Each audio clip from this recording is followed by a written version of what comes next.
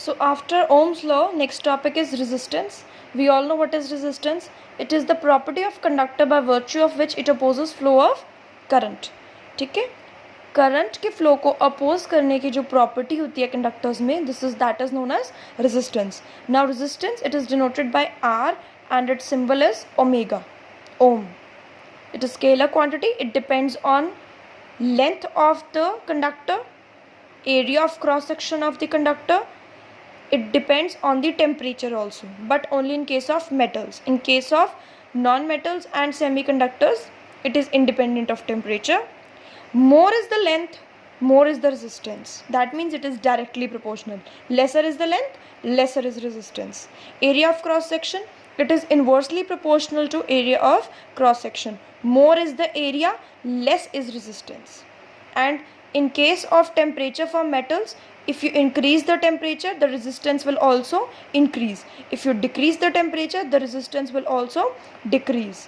And the fourth thing on which the resistance depends is nature of material. That means the material of which the conductor is made. If the object is a conductor, it will show low resistance. If the material is insulator, it will show high resistance. Right? So depending on all these, we can construct this formula. R is directly proportional to L, inversely proportional to area of cross section. To remove the sign of proportionality, we use here rho, that is resistivity. Resistivity, unit of resistivity is ohm meter, and it is independent. Its value is fixed for a particular material, but it do depends on the nature of material. For example, for conductors the resistivity is very low, for insulators resistivity is very high, for semiconductors the resistivity is moderate. And so that's why different materials of different resistivity are used for various purposes. Now electric shock, we all know what is electric shock.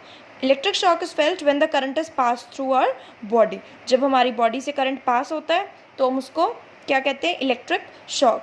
The severe shock is of 70 milli ampere. अगर हमें इतना shock लगता है then the person can die. As we know, our human body is a conductor of electricity, so it allows the current to pass through it.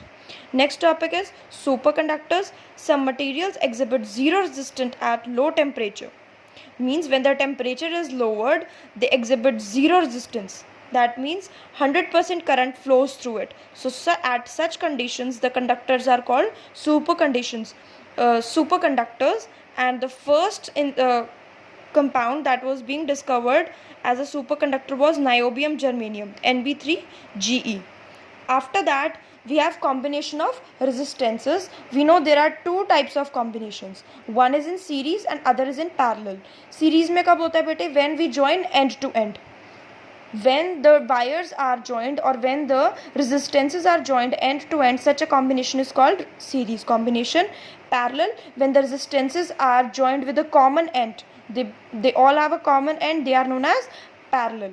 The formula for series is R is equivalent resistance is R1 plus R2 plus R3. Whereas in case of parallel, it is 1 by R1 plus 1 by R2 plus 1 by R3. So out of these two combinations, yes, we have derivation also, that I know you can do. You have done it well. So we are going on next topic, that is resistances in parallel.